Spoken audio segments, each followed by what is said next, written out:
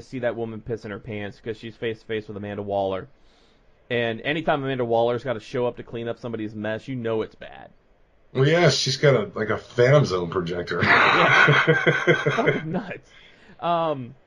So there's that one. Now let's move on to Batman, because this one it's very interesting. I really liked it. I thought it was good, too, but it's just I thought it played to the nature of Bruce Wayne exactly what I thought. I thought the nature, every character was well written as they should have been. They are. In the story.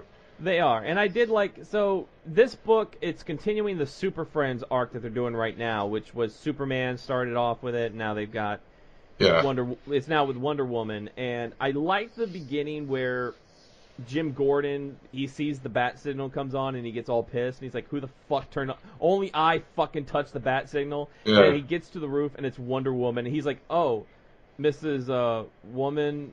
Wonder Woman. And and I like that Batman was like, you could have just used a Justice League communicator, and she's like, yeah, but I always wanted to kind of use the bat signal. Yeah, I wanted this to look like fun, so I wanted to put it this way. So I liked that. So they made a promise to the Gentleman, who's been fighting this horde of demons in like an alternate universe for thousands of years.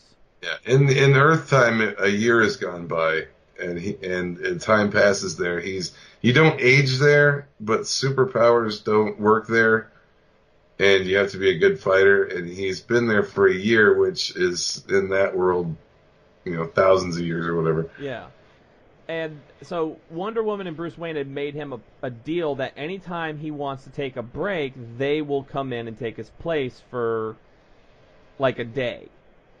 Like, he can have one day off, and they'll come in. Yeah. But a day is, like, years in that, that time frame. So they're fighting this horde, and meanwhile, the Gentleman is in Gotham with Catwoman. And he's explaining to her how time works there. And you can see Catwoman's getting a little worried because an hour their time is like a year in that world. Yeah. And yeah. It ends up they're there a decade. Yeah. Oh yeah, and the final. I don't want to ruin the final panel of the book, but I have this thing lately. I don't know. Maybe it's my old age where I'm like, just let my heroes be happy. Quit fucking with their love lives. They look pretty happy to me. Yeah, I know they look happy, but I mean.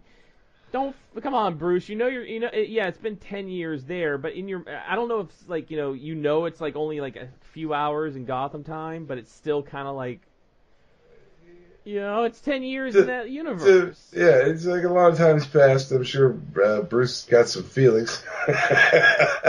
But, the way I look at it is like, okay, the guy is defending not only our world, many worlds from this horde of demons. He's taken it upon his own back to stay in that world for a decade and fight these demons with Wonder Woman. And Catwoman's great and all, but Wonder Woman's kind of like the big show. She's kind of like the big time. So you get your opportunity with Wonder Woman's giving you the okay. Even Catwoman's gonna say yeah okay. All right, I'll let that one slide. Yeah. It's it's a Wonder Woman. It's a bucket list kind of thing. It's every man's bucket list is to be with Wonder Woman. Hey, I'm not gonna fault Bruce Wayne for that. No man should. All right, so I mean it's a good book. I drawn really well. I really like it. I like that they it's still keeping in with the Bruce Wayne Catwoman going to get married, and I'm sure I'm pretty sure the next panel, the next issue is gonna, this is a teaser, and everybody's gonna be like, oh my god, what happens next, and nothing's really gonna come of it. I like that this last two issues of Batman have been these kind of weird, even though this is part of an arc, they've been these kind of self-contained stories the last couple months. And it just shows what a great writer Tom King is. Like that he can write the big arc and then write the short form arc too. to where you're not buying 12 issues to finish the story or 20 tie-ins.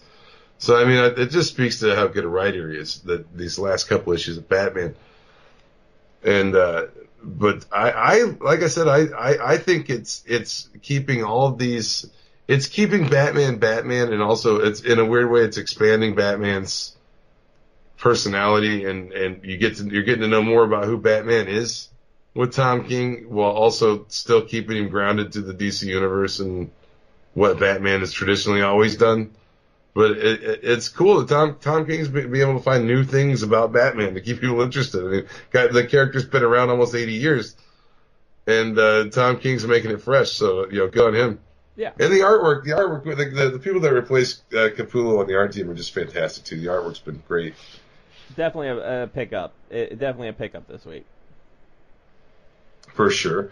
Superman this week is kind of not. It wasn't my favorite this week, but it was also another one of those just kind of one-off kind of stories. It was a story about Superman took a bunch of kids with cancer to the Watchtower, and we're showing them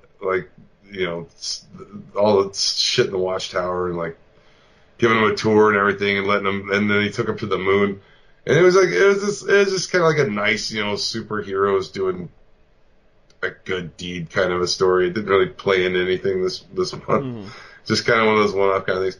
I mean, it's a nice story, but it's I guess it's kind of like a break in between, because the Mr. Oz thing is just kind of deep and screwy with old Jor-El lore and stuff, and Action Comics has got that going on along with Detective Comics with the Tim Drake thing. So I'm guessing Superman's just throwing us another one of those little break issues with the sick kids and going to the Watchtower, and little jokey things like one of the scavenger hunt things they got to get is a picture of Batman smiling.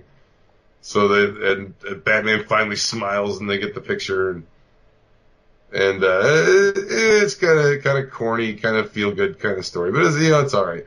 I love Superman. I don't find any fault with Superman. So that was a good one this week. Also, I read Super Sons, and that's finishing up the arc with future Tim Drake, or Savior, which I guess is what he's called now. He absorbed the Jonathan Kent solar flare that he put off, and it kind of, as far as we know, it disintegrated him, but I think it kind of sent him off into some weird parallel world or something. I don't know exactly what it did, but everybody thinks he's dead now. But then they go back to the Fortress of Solitude. I believe Superman takes Jonathan Kent and Damian with him, seeing as how Batman trusts Superman with Damian, I guess. So they go there, and Superman's wondering if he should allow Superboy to hang out with Damian because of everything that's happened, and Damian and Superboy kind of convince him that they should be able to, because they'll watch out for each other.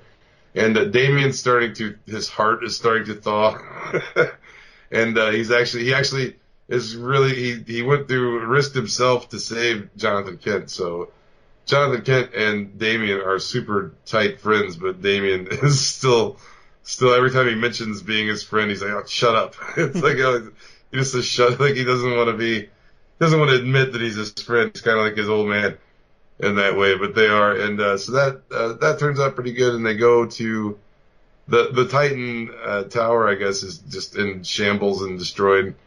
So they let the Teen Titans have use the Watchtower for their meeting or whatever.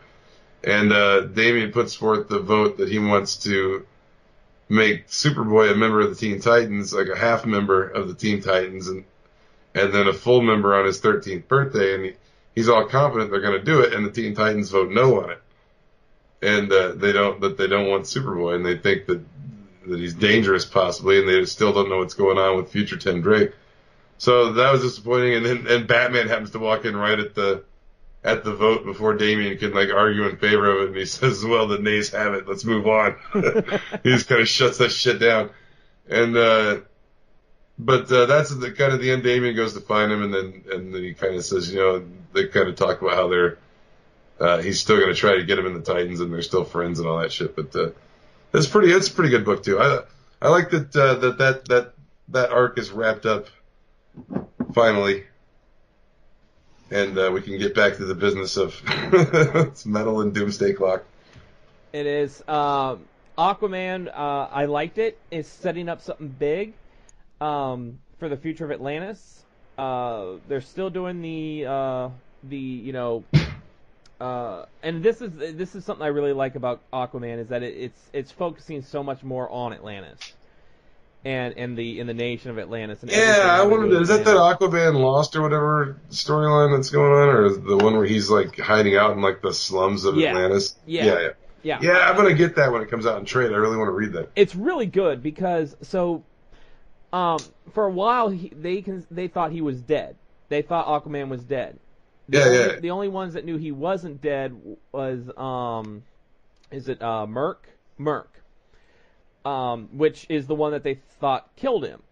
So he was hiding out in the slums as the Aquaman, which everybody thought he was just like a phantom of the dead king protecting people protecting people of the slums. And what I like about this is it shows the different districts of Atlantis. It shows the slums. It shows those that have That's why. Well, that's why I wanted to read it, because I saw some of the art from it, and it's showing like how the descending order of how the higher people live more up in the higher waters or whatever, and like down in the trench, like all the slums, like it gets darker and darker down in the and that's where you see more of like the mutations and things like that. And so now what's happening is Mera was able to break through. So the king of now, Wrath, who took over the throne after the death of Arthur Curry, he enacted this ancient magic called the Crown of Thorns, which is this impenetrable magical thorn barrier that encases Atlantis.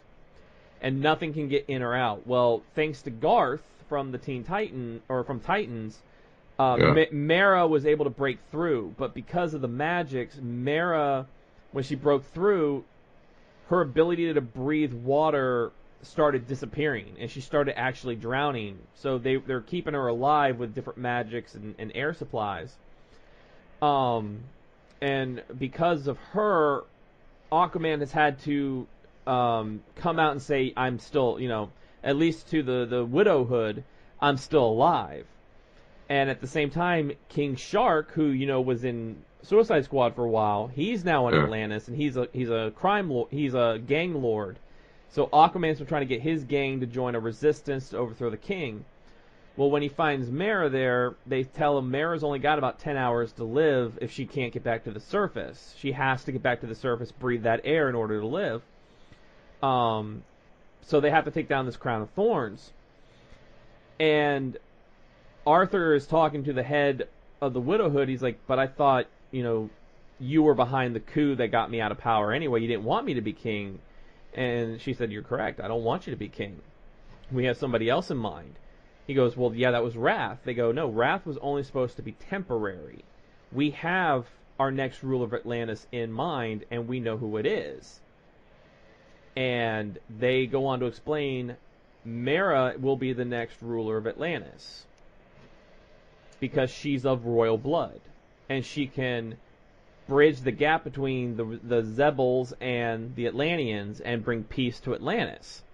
She couldn't do that if she was the queen to King Arthur, but she can do that as solely the queen. So now they're playing into it that even though Mera and Arthur love each other, Mera has a strong sense of duty to Atlantis. She has, she may not like it, but she has to do what she has to do. So Arthur is now saying he's come to grips with the fact that Mera will be queen, and he's going to have to. They're not going to be able to be together.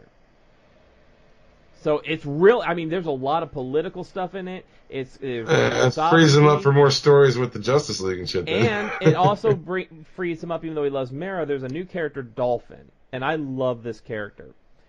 So Dolphin, she's one of the mutants from the slums. So she's a girl, but her arms are scaly with like webbed fingers. Same with her feet. She's mute. She can't talk, but she can emit blinding flashes of light. So she can like iridescent light. and I think she's kind of gotten the hots for Aquaman in the book, and his interactions with Mera, you see